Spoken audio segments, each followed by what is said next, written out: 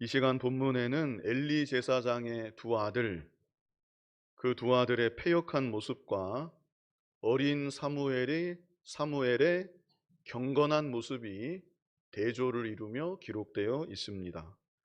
그래서 이제 얼마 안 가면 엘리와 그 두 아들들은 하나님의 징계를 받아서 몰락할 수밖에 없고, 사무엘은 점점 더 부각이 되고 하나님께 귀하게 쓰임 받을 수밖에 없는 그런 필연적인 정황을 오늘 본문이 말씀해 주고 있는 것입니다. 자, 본문 12절 같이 한번 읽어 보겠습니다. 엘리의 아들들은 행실이 나빠 여호와를 알지 못하더라. 여호와를 알지 못하더라 그랬습니다. 자, 그런데 엘리의 이 두 아들들이 정말 여호와 하나님을 몰랐을까? 제사장의 아들로 자랐는데 어려서부터 아버지가 하나님께 제사하는 것을 다 보아왔었고, 지금은 자기들이 직접 하나님께 제사를 드리고 있는데 이들이 하나님을 지식적으로 몰랐을 리가 없습니다. 그렇다면 이들이 여호와를 알지 못하더라 하신 것은 무슨 의미인가? 거기에 대한 해석이 바로 앞에 12절 상반절에 있는 것입니다. 12절 다시 보면 엘리의 아들들은 그 다음에 뭐라 그랬습니까? 행실이 나빠 여호와를 알지 못하더라. 이렇게 연결이 됩니다. 행실이 나빠 여호와를 알지 못하더라. 머리로는 하나님을 알았을지 모르지만 행실로는 하나님을 모르는 사람처럼 살았다는 뜻입니다.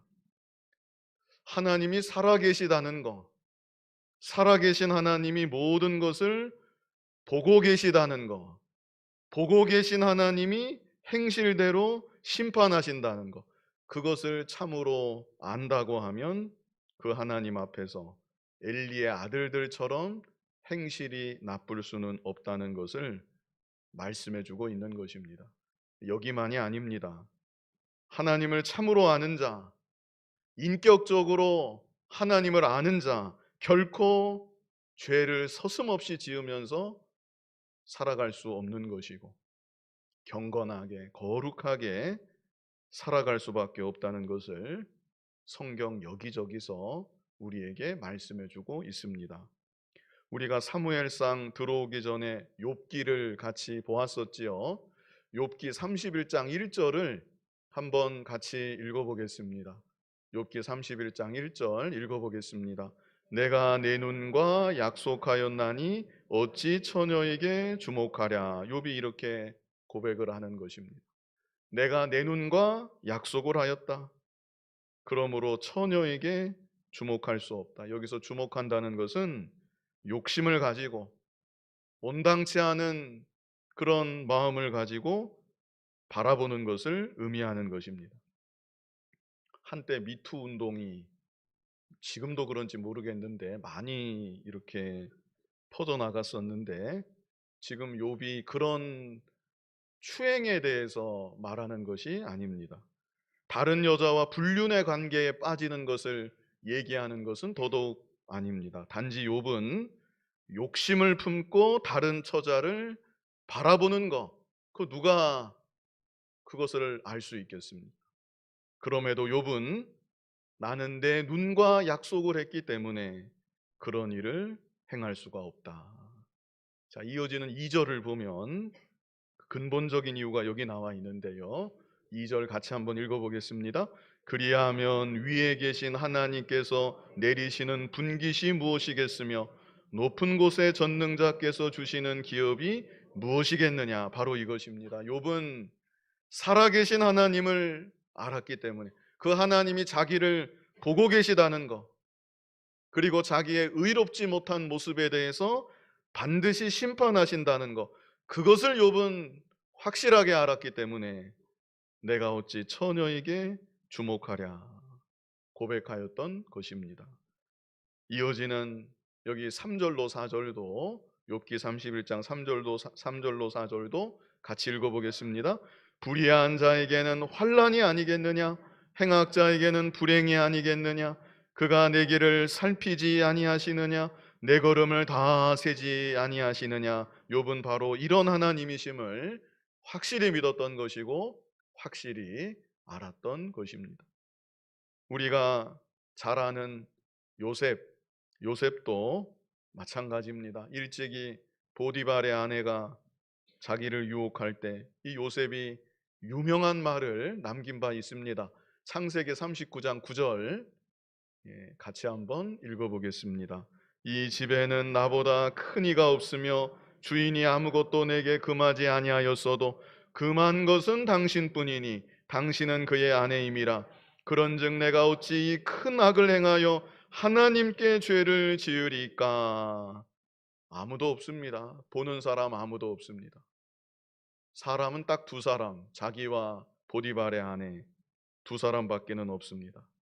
그러나 요셉은 하나님이 보고 계신다. 하나님이 다 보고 계신다. 내가 하나님 앞에서 만약 죄를 지으면 하나님이 나를 반드시 벌하신다. 요셉도 이 사실을 확실히 알았던 것입니다. 그랬기에 여기 말씀한 것처럼 그런즉 내가 어찌 큰 악을 행하여 하나님께 죄를 지으리까. 약간 반대되는 개념이지만 요한일서 2장 3절도 우리 같이 한번 읽어보겠습니다. 우리가 그의 계명을 지키면 이로써 우리가 그를 아는 줄로 알 것이요. 죄를 피하는 면만이 아니라 우리가 그의 계명을 지키면 이로써 우리가 그를 아는 줄로 알 것이요. 하나님 계명을 지키는 것을 보니까 저 사람은 참으로 하나님을 알고 있는 사람이구나. 이것이 나타나게 된다는 것입니다. 오늘 오전에도 우리들이 하나님의 자녀로서 의에 줄이고 의에 목말라서 살아가야 한다고 했습니다. 기본적으로는 예수 그리스도를 믿어야만 하나님 앞에 의로운 자가 되고 하나님과의 기본적인 관계가 맺어지는 것이고, 그 다음에는 예배를 귀하게 여겨야 되고, 마지막 세 번째로 말씀드린 것은 하나님 앞에서 바르게 살아야 한다. 언제나 우리는 살아계신 하나님 앞에서 모든 것을 보고 계시는 그 하나님 눈앞에서 선악간에 심판하시는 그 하나님 앞에서 더욱 바르게 살아가야 되는 것입니다. 그것이 참으로 하나님을 믿는 자이고 참으로 하나님을 아는 자인 것입니다. 그런데 엘리의 두 아들들은 머리로는 하나님을 알았겠지만 하나님을 믿는 믿음이 어느 정도 있었는지는 모르겠지만 그 행실을 보건대 하나님을 전혀 모르는 사람들인 것처럼 악행을 일삼고 살았던 것입니다. 이제 이어지는 13절부터 구체적으로 이들의 악행이 무엇이었는지 여기 낱낱이 기록되어 있습니다. 자, 본문 13절로 14절 우리 같이 한번 읽어보겠습니다.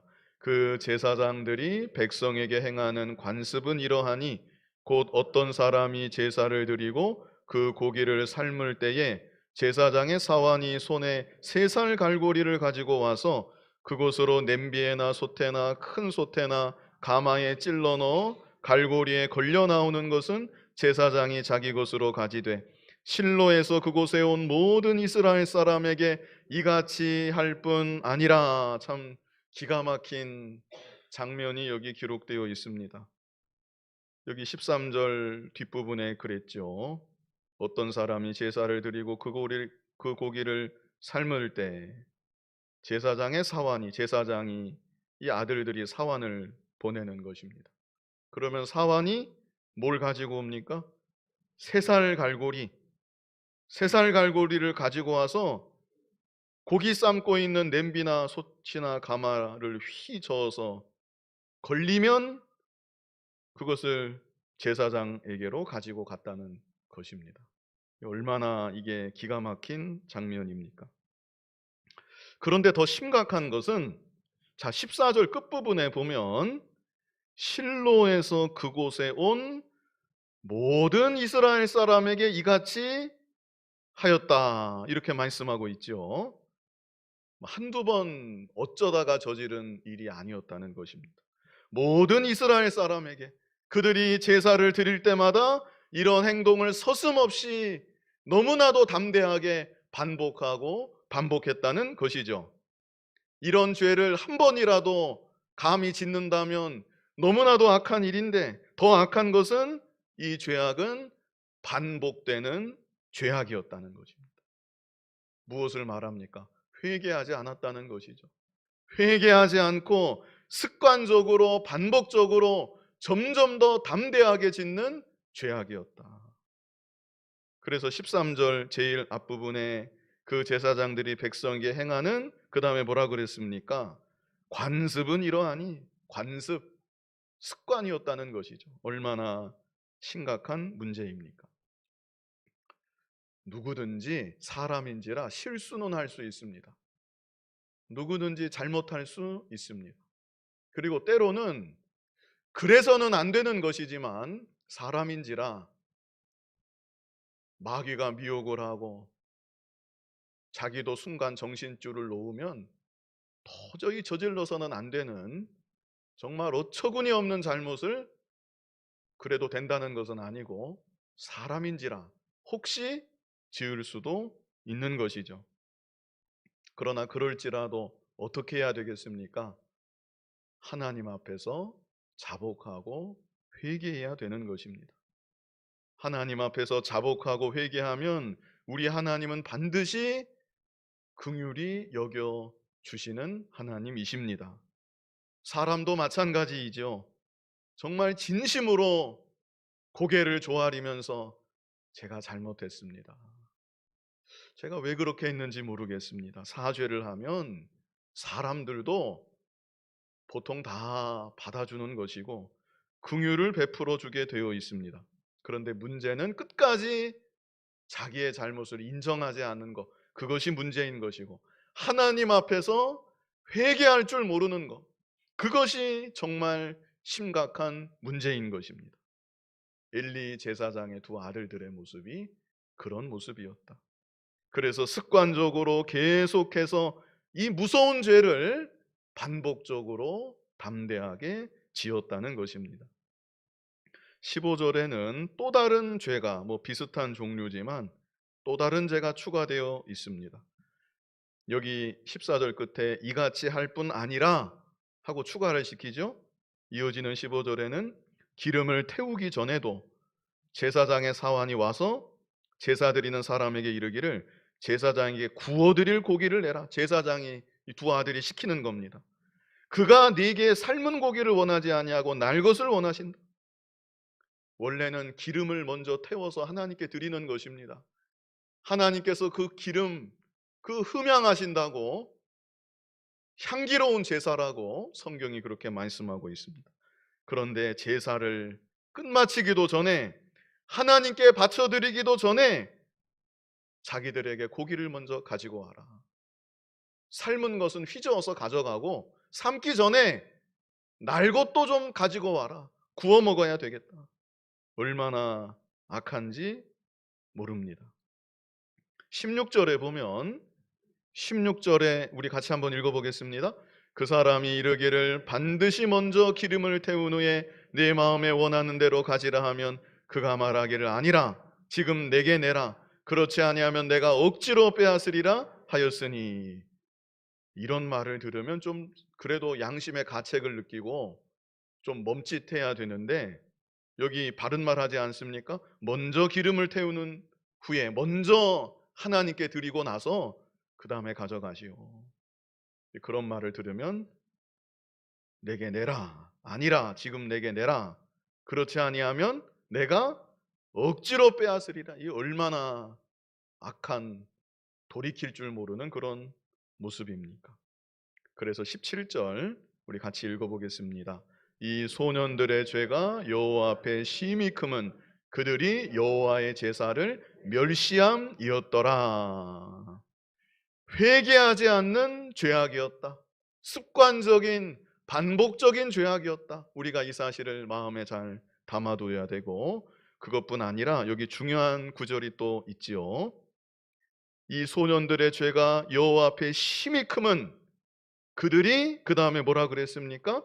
여호와의 제사를 멸시함이었더라. 그 죄가 습관적으로 반복적으로 회개하지 않고 짓는 죄, 그것 자체가 악한 것이지만 그 죄가 하나님의 제사를 멸시하는 죄악이었기 때문에 이 죄악은 더 크고 무서운 죄악이었다는 것입니다.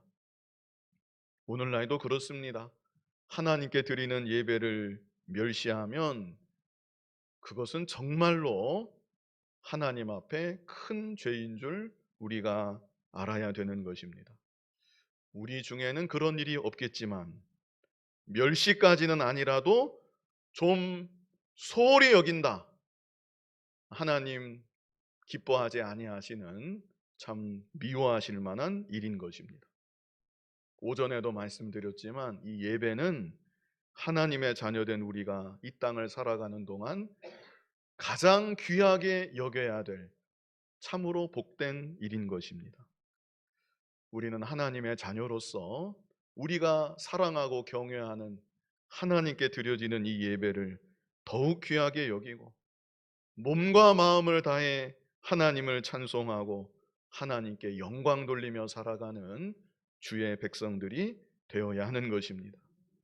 예배를 귀하게 여기고 예배를 하나님 앞에 잘 드리면 오늘 오전에 우리가 보았던 대로 내가 배부를 것이라 약속하셨지요. 예배를 하나님께 잘 드리면 내 자신이 하나님의 은혜와 복을 받아서 참 만족을 누리게 되는 것입니다. 그리고 예배를 통해 새 힘을 공급받아서 하나님 자녀답게 이 세상을 능력 있게 살아갈 수 있게 되는 것이고 하나님의 나라를 내가 가는 곳곳마다 더욱 잘 이루게 되어지는 것입니다. 예배의 성패가 곧 인생의 성패이다. 이런 말도 있지요. 이런 말 있습니다. 예배의 성패가 곧 인생의 성패이다. 아벨이 하나님 앞에 예배를 바르게 잘 드렸습니다. 그럴 때 하나님께서 아벨이 드리는 예배 제물 받아주셨는데 그 전에 아벨을 받아주셨다. 이렇게 창세기 4장에 말씀합니다. 아벨을 먼저 받아주시고 아벨이 드리는 제물과 제사도 받아주셨다. 하나님 앞에 예배를 바르게 잘 드리면 내 자신을 하나님이 기쁘게 받아주시는 것입니다. 저와 여러분이 예배를 더욱 귀하게 여기고 예배의 승리자가 되어서 인생의 승리자가 되고 이 땅을 살아가는 동안 하나님 주시는 은혜와 복을 온전히 받아 누리는 복된 사람들이 다 되어야 하겠습니다. 이제 18절로 21절까지는 사무엘의 이야기가 나옵니다. 12절부터였죠. 12절로 17절까지 엘리 제사장 두 아들들 얘기, 그리고 18절로 21절 대조에서 사무엘의 이야기가 여기 기록되어 있는 것입니다. 우리 한글 성경에는 굳이 번역하지 않았지만 18절 앞에는 원래 그러나가 있습니다. 그러나 대조하는 것입니다. 그러나 우리 성경에는 없지만 자 18절 보면 같이 읽어보겠습니다. 사무엘은 어렸을 때 세마포 에봇을 입고 여호와 앞에서 섬겼더라. 이 대조가 되는 것입니다. 에봇이라는 것은 제사장이 입는 일종의 겉옷입니다. 대제사장들 같은 경우는 이 색실로 만든 화려한 에봇을 입었습니다. 이 세마포 에봇은 일반 제사장들이나 그 수종두는 사람들 입었었는데 사무엘은 아직 나이가 어리고 이제 배우는 단계이기에 이 세마포 에봇, 흰색 에봇을 입고 하나님 전에서 이런저런 봉사일을 했던 것입니다. 엘리 제사장의 두 아들들은 어떤 에봇을 입었을까요? 화려한 에봇을 입었을까요? 아니면 흰색 에봇을 입었을까요? 네. 대제사장 아들들이고 지금 제사를 직접 집전하고 있기 때문에 이 엘리 제사장 두 아들들은 화려한 그런 에봇을 입었습니다. 게다가 나이도 장성했고, 지나가는 것을 보면 엘리의 아들들은 폼이 나고 화려하고 적어도 겉으로는 권위가 느껴졌을 것입니다. 그러나 사무엘은 나이도 어리고 폼도 안 나고 세마포 에봇, 흰색 에봇을 입고 있고 왠지 엉성해 보였을 것입니다. 그럴지라도 진짜 경건한 하나님의 사람은 사무엘이다. 이것을 여기 18절 짧은 한 구절이지만 대조하면서 은연중에 우리로 하여금 생각하게 하는 것입니다. 그 외모는 중요한 것이 아닙니다. 겉모습, 그것보다 중요한 것은 그 사람의 정신이 어떠한가, 하나님을 향한 중심이 어떠한가, 마음가짐이 어떠한가, 그것이 훨씬 더 중요한 것입니다. 그리고 이 18절은 이 어린 사무엘이 벌써 세마포 에봇을 입었다는 이 구절의 말씀은 장차 불의한 엘리의 두 아들들이 아니라 경건한 사무엘이 제사장의 소임을 승계할 것을 암시해 주고 있는 것입니다. 19절 말씀 우리 같이 한번 읽어보겠습니다. 그의 어머니가 매년 드리는 제사를 드리러 그의 남편과 함께 올라갈 때마다 작은 겉옷을 지어다가 그에게 주었더니, 이것은 사무엘에 대한 어머니의 사랑이기도 하겠지만 그것보다 하나님께 대한 사랑이고 하나님께 대한 정성이라는 것을 우리가 생각해야 합니다. 한나는 사무엘을 자신의 아들로도 보았겠지만 자신의 아들이기 이전에 하나님 성소에서 봉사하는 하나님의 일꾼으로 알고 하나님 섬기는 마음으로 매년 겉옷을 지어다가 사무엘에게 주었던 것입니다. 특별히 여기 작은 겉옷을 지어다가 그에게 주었다. 이것은 아직 사무엘이 작고 어리다는 것, 그런 그림이 그려지게끔 만듭니다. 아주 작고 어린 그런 아이라는 것, 그것을 우리에게 나타내주고 있는 것입니다. 20절 말씀 같이 한번 읽어보겠습니다. 엘리가 엘가나와 그의 아내에게 축복하여 이르되 여호와께서 이 여인으로 말미암아 네게 다른 후사를 주사 이가 여호와께 간구하여 얻어바친 아들을 대신하게 하시기를 원하노라 하였더니 그들이 자기 집으로 돌아가매. 엘리 제사장은 이런 엘가나, 한나의 남편이 엘가나지요, 엘가나와 한나를 축복해 주었던 것이죠. 그리고 중요한 것은 이렇게 엘리 제사장이 축복해 주었더니 21절 같이 한번 읽어보겠습니다. 여호와께서 한나를 돌보시사 그로 하여금 임신하여 세 아들과 두 딸을 낳게 하셨고 아이 사무엘은 여호와 앞에서 자라니라. 참 신기한 일입니다. 엘리 제사장이 영적으로 어두운 사람입니다. 분별력도 없는 그런 제사장입니다. 그런데 하나님께서 이런 엘리 제사장을 통해 한나와 그 가정이 복을 받게 하시는 것입니다. 앞에서도 그랬죠. 한나가 간절히 기도할 때 엘리 제사장이 처음에는 오해하고 오해를 푼 다음에는 엘리 제사장이 한나를 축복해 주었습니다.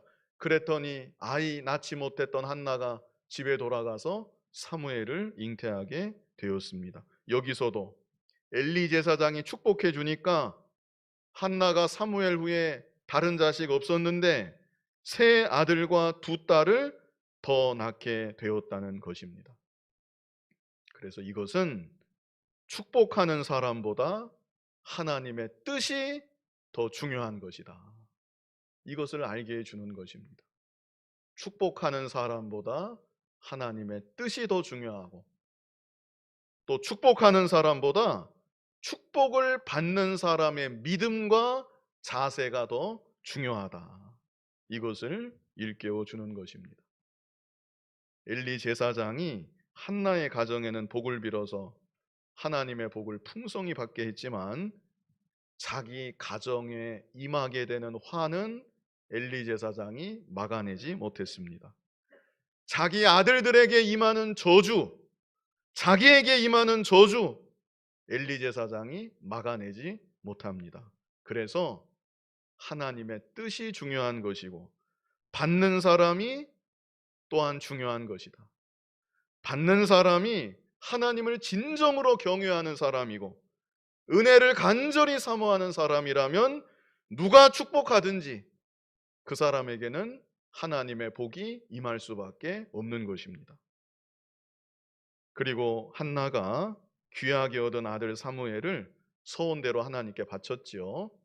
그럴 때 하나님께서는 한나에게 더 많은 것을 주셨다. 이것을 또한 우리에게 알게 해주는 것입니다.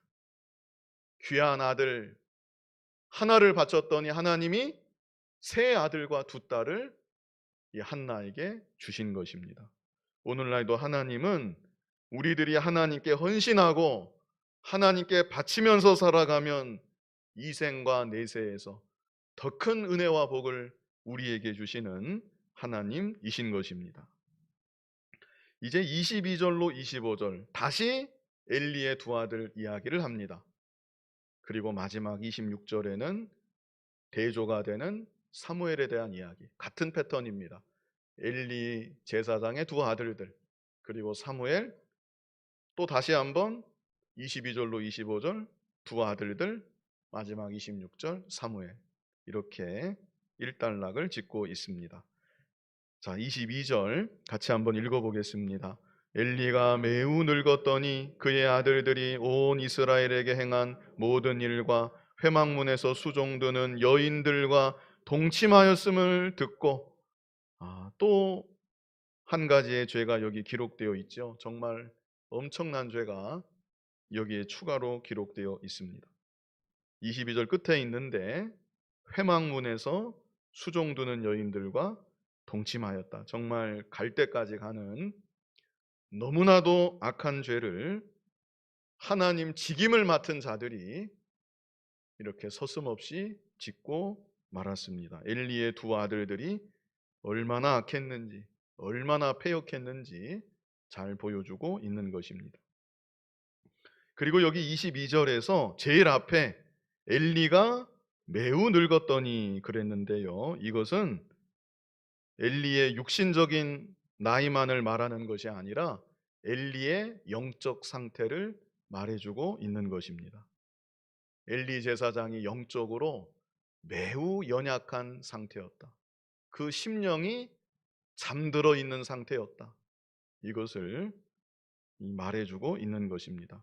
그랬기 때문에 여기 23절 보면 엘리 제사장이 아들들에게 말을 하기는 합니다. 23절 같이 읽어보겠습니다. 그들에게 이르되 너희가 어찌하여 이런 일을 하느냐? 내가 너희의 악행을 이 모든 백성에게서 듣노라. 이어지는 24절도 한번 읽어보겠습니다. 내 아들들아 그리하지 말라. 내게 들리는 소문이 좋지 아니하니라. 너희가 여호와의 백성으로 범죄하게 하는도다. 어떤 느낌이 드십니까? 엘리 제사장이 아들들을 책망을 하기는 하지요. 그러나 읽으실 때 어떻습니까? 그 태도나 말이나 강도가 너무나 미온적이다 느껴지지 않으십니까? 여기 24절에 내 아들들아, 뭐 타이르듯이 내 아들, 뭐 아들이 무슨 아들입니까? 이런 무서운 죄를 짓고 있는데 내 아들들아 그리하지 말라. 내게 들리는 소문이 좋지 아니하니라. 참 너무나 미온적이고 아들들이 지은 그 무서운 죄악을 생각해 볼 때 그 죄악에 비해서는 그 태도가 너무나 부드럽다 생각하지 않을 수 없는 것입니다. 엘리 제사장이 어떻게 해야 될까요?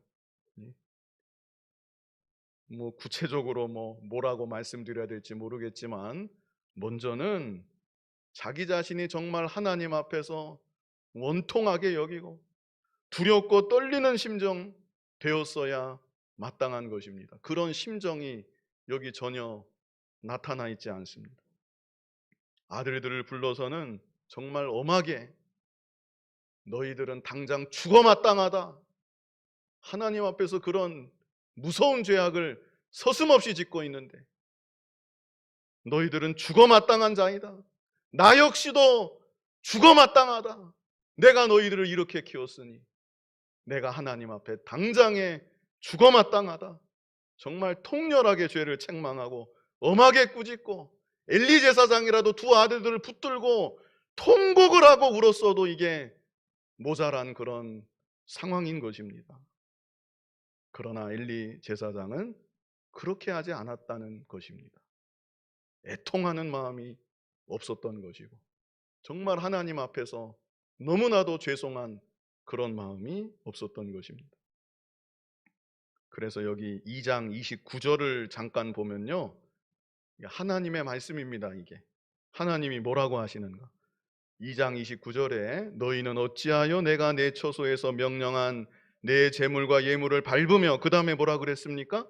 네 아들들을 나보다 더 중히 여겨. 바로 이것입니다. 네 아들들을 나보다 더 중히 여겨. 엘리 제사장이 아들들을 참 귀하게 여겼던 것 같습니다. 너무나 사랑하고 아들들을 금지옥엽으로 아들들을 너무나 귀하게 여기고 자식을 사랑하고 귀하게 여기고 존중하는, 세상적인 관점에서 보면, 요즘 관점에서 보면 좋은 아빠였는지 혹시 모르겠습니다. 그래서 어려서부터 아들들 그렇게 심하게 책망하지는 못하고 그래 네가 그랬구나. 요새 그 유명한 사람이 그런 말 한다는데, 아 네가 그랬구나 그러라는 겁니다. 애가 잘못하면 그 감정을 잘 보듬어주고, 아 네 마음이 그랬구나, 네가 그래서 그랬구나. 요새 유명한 어떤 여자분이 그렇게 가르친다고 하는데 엘리 제사장이 그렇게 하지 않았겠는가?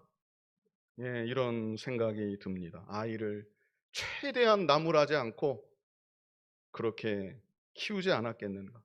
그래서 다 장성한 다음에는 부모 자식 관계 형성 자체가 그렇게 됐기 때문에 부모 권위도 없고 부모에게 순종하는 것도 모르고 곁길로 갔을 때 훈육할래야 훈육할 수 없는 그 지경이 되고 만 것입니다. 성경은 부모에게 자기 자녀를 근실히 징계하라 분명히 말씀하고 있습니다. 매를 때리라, 채찍으로 때려도 죽지 아니하리라, 이렇게까지 성경은 말씀하고 있습니다. 그렇다고 부모가 자기 분노를 다스리지 못하고 자기 분노로, 자기 욕심으로 아이를 함부로 지나치게 체벌하는 일은 없어야 될 것입니다. 그래서 성경에는 네 자녀를 노엽게 하지 말라, 그런 말씀도 있는 것입니다. 그러나 중요한 것은 성경은 부모에게 자녀를 근실히 징계하라, 매를 때려라, 매를 때려야 미련한 것이 벗어진다, 이렇게 말씀하고 있다는 것입니다. 미국의 보수적인 크리스찬 가정들 보았더니 아주 어릴 때부터 많이 때립니다. 그리고 머리가 어느 정도 커져가면 그때는 아이를 믿어주고 기다려주고 하나님께 맡기고 배후에서 간절히 기도해 주는 것을 보았습니다. 그래도 어려서부터 관계 형성이 바로 되었기 때문에, 부모의 권위를 알도록 관계 형성이 되어 있기 때문에, 부모에게 순종해야 된다는 부모 자식 간의 관계 형성이 되어 있기 때문에 커서도 아이들이 보통 부모를 공경할 줄 알고 부모 말을 경청할 줄 알고 어른을 공경할 줄 알고 그런 것을 제가 많이 보았습니다. 물론 하나님이 도와주셔야 되고 근본적으로는 하나님이 잘 길러주셔야 되는 것이지만, 우리 부모들이 우리에게 맡기신 자녀들을 바르게 양육하기 위해서 늘 기도하고 힘써야 될 줄로 압니다. 세상 심리학자, 교육학자 이런 사람들 말도 일리가 전혀 없는 것은 아니겠지만 제일 정확한 것은 성경 말씀입니다. 사람을 지으신 하나님께서 뭐라고 성경에 말씀하고 있는가? 우리는 하나님 말씀대로 어린 자녀가 말씀에 어긋나게 나간다, 아무리 좋은 말로 타일러도 바르지 못한 행실을 고치지 못한다, 그렇다면 근실히 징계해야 되고 매로써 훈육해야 되는 것입니다. 그렇지 않으면 고쳐지지 않습니다. 만약 엘리 제사장이 성경 말씀대로 어려서 아들들을 때리고 엄하게 징계하고 그렇게 키웠다고 하면 믿음에 대해서는 모르겠습니다. 믿음은 하나님 선물이니까 믿음에 대해서는 잘 확신할 수 없지만, 적어도 이렇게 악한 죄를 서슴없이 짓는 이런 지경까지는 나아가지 않지 않았겠는가, 이런 생각이 듭니다. 25절 말씀 우리 같이 읽어보겠습니다. 사람이 사람에게 범죄하면 하나님이 심판하시려니와 만일 사람이 여호와께 범죄하면 누가 그를 위하여 간구하겠느냐 하되 그들이 자기 아버지의 말을 듣지 아니하였으니 이는 여호와께서 그들을 죽이기로 뜻하셨음이더라. 엘리의 아들들은 하나님께 범죄했다, 이렇게 말씀합니다. 이것은 이들이 하나님의 제사를 멸시한 것을 두고 하시는 말씀입니다. 우리는 결단코 하나님께 대하여 직접적으로 죄를 짓는 그런 일이 있어서는 안 될 것입니다. 하나님의 징계가 더욱 무서운 것입니다. 하나님, 그리고 하나님과 관련된 것들, 하나님 교회, 하나님 기관, 하나님께서 사용하시는 사람, 하나님께 드려지는 예배, 이런 것에 손해 주지 말고 소홀히 여기지도 말고 혹이라도 멸시하는 죄, 이건 아주 무서운 죄입니다. 이런 죄는 결코 지어서는 안 되는 것입니다. 마지막 26절 우리 같이 읽어보겠습니다. 아이 사무엘이 점점 자라매 여호와와 사람들에게 은총을 더욱 받더라. 그러나 이런 가운데 얼마나 암울하고 참담하고 참 답답한 모습입니까? 정말 통곡할 만한 그런 모습인데, 이런 환경 속에서 바로 이 자리에 사무엘이 자라고 있는 것입니다. 그런데 아이 사무엘은 이런 가운데도 귀한 믿음의 사람으로 무럭무럭 자라났다는 것입니다. 어느 시대나 세상에 오염되지 아니하고 주변에 물들지 아니하고 모든 사람들이 다 똑같이 타락하는 것 같아도 그 가운데 바르게 자라나는 어린 생명이 있는 것이고, 그 가운데 깨끗하게 믿음을 지키는 거룩한 하나님의 백성들이 또한 언제나 남아있는 것입니다. 이 시대에 이런 하나님의 은총이 우리들에게 정말 필요한 때가 아닌가 싶습니다. 점점 더 죄악이 관영해져 가고 있고 점점 더 어두워져 가고 있는 이때, 하나님 크신 은총이 기적과도 같은 이 하나님의 놀라운 은혜가 여러분에게, 그리고 여러분 자녀에게, 가정 위에, 그리고 우리 교회 위에 더욱 함께 하시기를 간절히 바랍니다. 거룩하신 아버지 하나님, 엘리 제사장의 두 아들들이 하나님 앞에 회개하지 않고 점점 더 악한 죄를 습관적으로 서슴없이 지었다고 했는데, 아버지 하나님, 우리는 살아계신 아버지 하나님을 바라보게 하시고 그 불꽃 같은 눈을 생각하게 하시고, 혹 죄를 지었을지라도 하나님 앞에 자복하고 회개하며 돌이킬 수 있는 믿음의 사람들 되게 하여 주시옵소서. 지금 이 시대가 너무나도 악한 때가 되었습니다.